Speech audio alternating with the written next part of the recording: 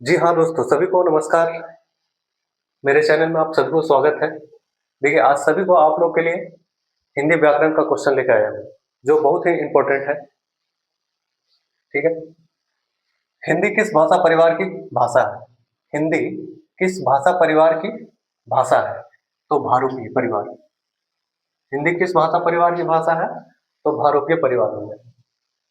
भारत में सर्वाधिक बोले जाने वाली भाषा कौन सी है? भारत में सर्वाधिक बोले जाने वाली भाषा क्या है? तो हिंदी। भारत में सर्वाधिक बोले जाने वाली भाषा कौन सी है? तो हिंदी है। हिंदी भाषा का जन्म, देखिए, हिंदी भाषा का जन्म हुआ किससे? तो अपभ्रंश से हुआ है। हिंदी भाषा का जन्म हुआ अपभ्रंश से। भारतवर्ष में हिंदी को आप किस वर्ग में रखेंगे? देखिए, भारतवर्ष में हिंदी को आप किस वर्ग में रखेंगे? तो ये राजभाषा भारत है। हिंदी जो है राजभाषा है। भारत भारतवर्ष में हिंदी को आप किस वर्ग में रखेंगे? तो राजभाषा हो जाए। अधिकतर भारतीय भाषाओं का विकास किस लिपि से हुआ है? अधिकतर भारतीय भाषाओं का विकास किस लिपि से हुआ है? तो ब्राह्मी लिपि से हो जाएगा। अधिकतर भारतीय भाषाओं का विकास किस लिपि से हुआ है? ब्राह्मी लिपि से हुआ है। ठीक है? हिंदी किस हिंदी किस लिपि में लिखी जाती है? हिंदी जो है किस लिपि में लिखी जाती है? तो देवनागरी लिपि हो जाती है। बहुत ही इंपॉर्टेंट क्वेश्चन है। देवनागरी। हिंदी किस लिपि में लिखी जाती है? तो देवनागरी लिपि में। वर्तमान हिंदी का प्रचलित रूप, देखिए, वर्तमान हिंदी का प्रचलित रूप जो है खड़ी बोली है। वर्तमान हिंदी का प्रचलित रूप जो है खड़ी बोली है। भारतीय संविधान में किन अनुच्छेदों में राजभाषा संबंधी प्रावधानों का उल्लेख है? तो किस अनुच्छेद में है?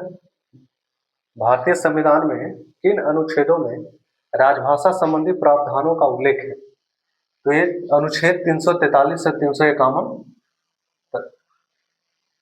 343 से 351 तक है। कहता है दक्षिणी भारत हिंदी प्रचार सभा का मुख्यालय कहाँ पर स्थित है? दक्षिणी भारत हिंदी प्रचार सभा का मुख्यालय कहाँ पर स्थित है? तो चेन्नई में है। दक्षिणी भारत हिंदी प्रचार सभा का मुख्यालय कहाँ पर स्थित है? तो चेन्नई में है। ठीक है?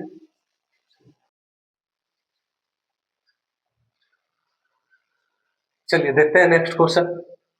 संविधान के अनुच्छेद 351 में किस विषय का वर्णन है? संविधान के अनुच्छेद 351 में किस विषय का वर्णन है? तो हिंदी के विकास के लिए निर्देश, हिंदी के विकास के लिए निर्देशित इसमें दिया गया है। संविधान के किस अनुच्छेद में संविधान के अनुच्छेद 351 में किस विषय का वर्णन है? तो हिंदी के विकास के लिए निर्देश। ठीक है? ब्रज भाषा, देखिए, ब्रज भाषा, ब्रज भाषा क्या है? तो पश्चिमी हिंदी है। ब्रज भाषा क्या है? तो पश्चिमी हिंदी है। मगही, देखिए, मगही किस उपभाषा की बोली है? मगही जो है एक उपभाषा है। तो किस उपभाषा की है? तो बिहारी, बिहारी उपभाषा है मगही। हिंदी खड़ी बोली किस अपभ्रंश से विकसित हुई?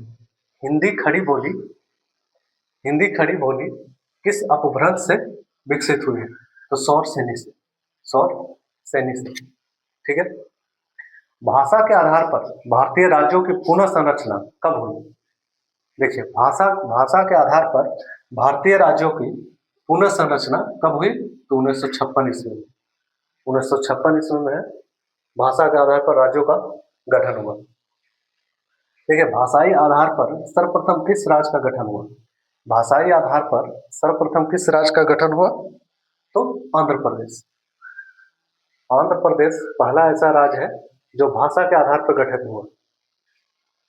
किस तिथि को हिंदी को राजभाषा बनाने का निर्णय लिया गया? देखिए, किस तिथि को हिंदी को राजभाषा बनाने का निर्णय लिया गया? तो 14 सितंबर 1949।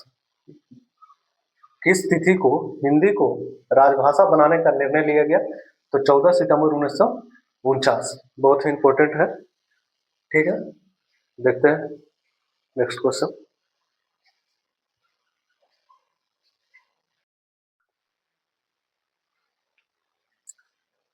चलिए नेक्स्ट क्वेश्चन देखते हैं। कहता है 1955 ईस्वी में गठित प्रथम राजभाषा आयोग के अध्यक्ष थे। 1955 ईस्वी में गठित प्रथम राजभाषा आयोग के अध्यक्ष कौन थे? तो बीजी खेर।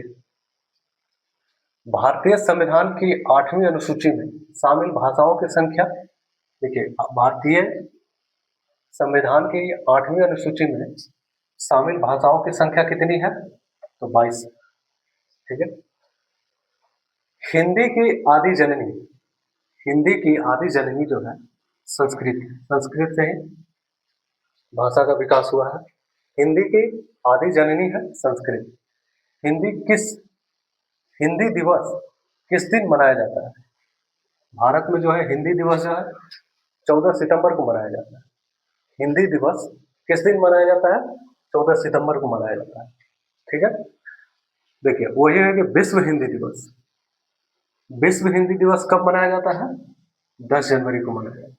विश्व हिंदी दिवस किस दिन मनाया जाता है? 10 जनवरी को। और हिंदी दिवस इंडिया में जो है 14 सितंबर को, और पूरे विश्व को जो है 10 जनवरी को। विभाषा, विभाषा किसे कहते हैं? विभाषा जो है किसे कहते हैं? तो हिंदी क्षेत्र की प्रमुख बोलियों को, हिंदी क्षेत्र की प्रमुख बोलियों को विभाषा कहते हैं। हिंदी के सामासिक संस्कृति के वहन का दायित्व संविधान के किस अनुच्छेद में निर्धारित है? हिंदी के सामासिक संस्कृति के वहन का दायित्व संविधान के किस अनुच्छेद में निर्धारित है? तो अनुच्छेद 351 में। ठीक है। तो ये हिंदी व्याकरण का कुछ इंपॉर्टेंट क्वेश्चन था। ठीक है। जय हिंद, मिलते हैं नेक्स्ट वीडियो में।